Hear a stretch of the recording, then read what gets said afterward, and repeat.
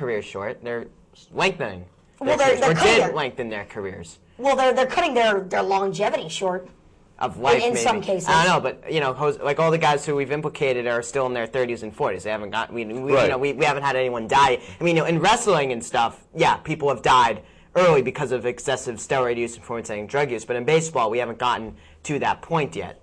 It expands their careers, if anything. Talking about the effects of it, because it can make you play longer into your 40s at a more effective pace. I mean, it also can cause life-threatening damage. Oh yeah, no question. I mean, I just look at it from more of a medical standpoint, and I just say, you know, why would you? Granted, you want to hit more home runs, you want to make more money, but in the long run, if you think it through, why would you want to take performance-enhancing drugs? Well, look at it this way: if anyone, it's just human nature. Think about this: if a person can get an advantage over another person, they're probably going to take it. That's a good point. And steroids is one advantage. Yeah, no question, and especially because it was legal in the game of baseball. It was an advantage. I think until they made. I think there's less steroid use now than there was back then. I don't know if it's completely clean. We'll never be able to. We don't know. They don't test for some things. We don't know. But I think there's certainly less now than there was then. And you're right. If you can get an advantage, why not take that advantage? Right. And they keep coming out with more. There's like more and more things that people don't know about steroids. There's always some. I mean, we know like there's certain drugs that are known and that are found that can be found in players, but there's other things that keep coming up. New substances like Manny Ramirez. He was found for some sort of it was like some male enhancement thing. Yep. I mean, like who expected that, right? Yeah. So. Yeah, I mean, just to clarify something, I joke around saying I love steroids. I don't love steroids, but it was just part of an era of baseball for 15 to 20 years, and I think we all just have to accept that as more and more people get named into all of this. In the words of Alex Reamer, there was the dead ball era, there was the live ball era. And there was the steroid era. Yeah. I mean, there's definitely a certain amount of damage they can do. It's not a good. You have to see both sides of the argument too. I mean, Alex, your argument, I'll give it to you. It's a good one because you know. Well, what's your counter argument? Well, you know, just the medical standpoint. Right, but I'm not talking. I don't dispute that it's dangerous, though. I mean, I'm saying, like, if Andrew Ramsey was a Hall of Fame voter, would you vote for Manny Ramirez? Would you vote for Roger Clemens or any other steroids user? Probably not. Why though? Because it's cheating, though. So you think it was cheating, even though it was okay? I do. So okay, so I get your point. The way I kind of look at it. Even if you are on steroids, you still have to swing the bat. You still have to make the pitch. You still have to go out there. But it makes it easier. I'm not saying it's anything people should do. Here's my analogy, and it's kind of a crazy analogy, but stick with me for a second here.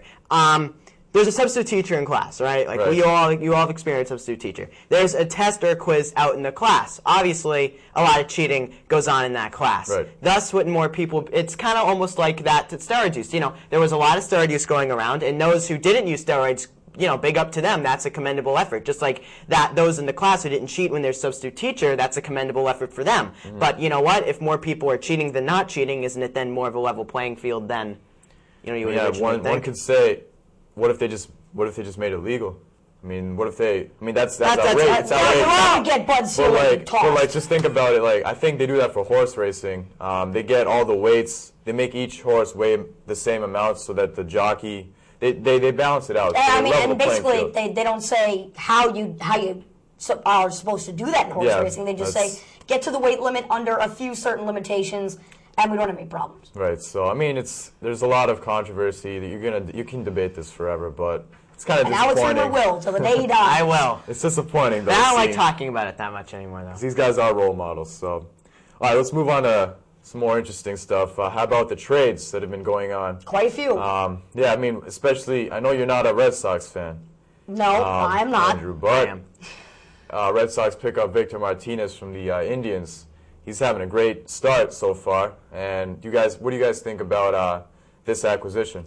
You know, I think it's huge for the Red Sox because they've been missing a big bat, you know, with production from behind the plate. Mm-hmm. Victor Martinez doesn't call as good a defensive game as Jason Varitek, hands down. And his leadership too. Varitek's captain. He's been around for so long. It's you know, but unfortunately for many Red Sox fans, Jason Varitek, you're going to have to admit it, he's on his way out. Right. So bringing in Victor Martinez pretty much, you know, puts the final hole in the sinking ship, so to speak.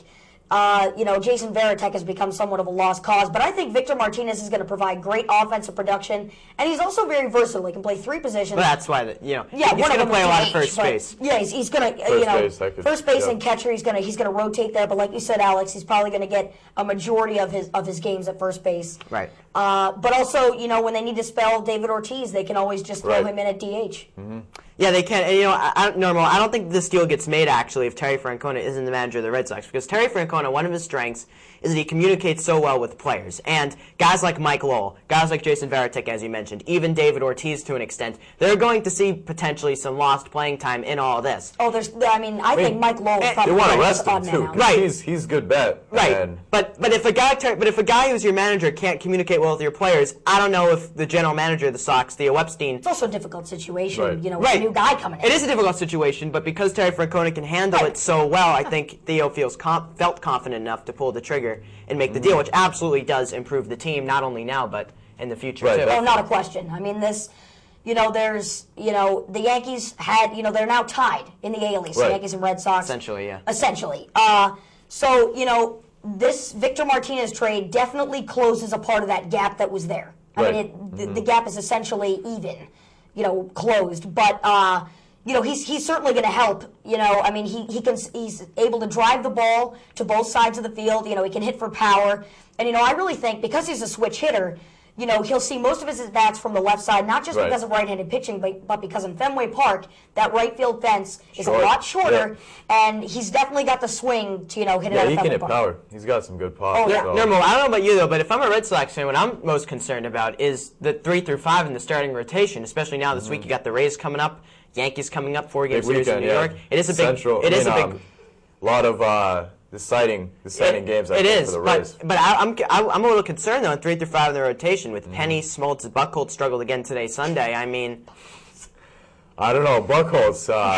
I could go off on Buchholz and Jimmy Young knows this, but I mean, some people still stick out for him, and there are others who've kind of given up. I mean, I don't know if I have given up because we see him get whacked over there in the highlight. But I mean, I've seen him, but he still has good stuff. Yeah, and he did throw a good game a couple weeks ago in Toronto. He lit up AAA. Game. I mean, I think this is his time. I think this is his time to prove what he is to this team. And I think that's a story to watch. And, John Smoltz, 7 starts, hasn't looked good. Brad Penny is sometimes, he's a 6-inning pitcher, which is fine when he's 6 innings, 1 run, not so fine when he's 6 innings, 4 runs. So, I mean, Beckett's the one ace we got right now. Lester, too. Lester, his wins don't really look like it, but he's as dominating as there is. He is. I mean, he's got very high numbers in strikeouts a couple times this year. He's gotten 11 a couple times. His high is 13, I believe. He's going to be a dominant force, in the next 3 years, I would say. I agree. So let's move on to some other teams. Jake Peavy is now a part of the Chicago White Sox. I know Mark Burley was probably the dominant number 1 guy right there for that staff. Oh, without a question. I mean, John Danks doesn't match up to him. I mean, Burley, yeah. So this is another big move, and it shows that the Sox are interested in, well, every team is, but the Sox are definitely looking for a late season. The White Sox. White Sox, yeah. White Sox looking for a late season surge. So any good, you think this is a good move? What do you guys think?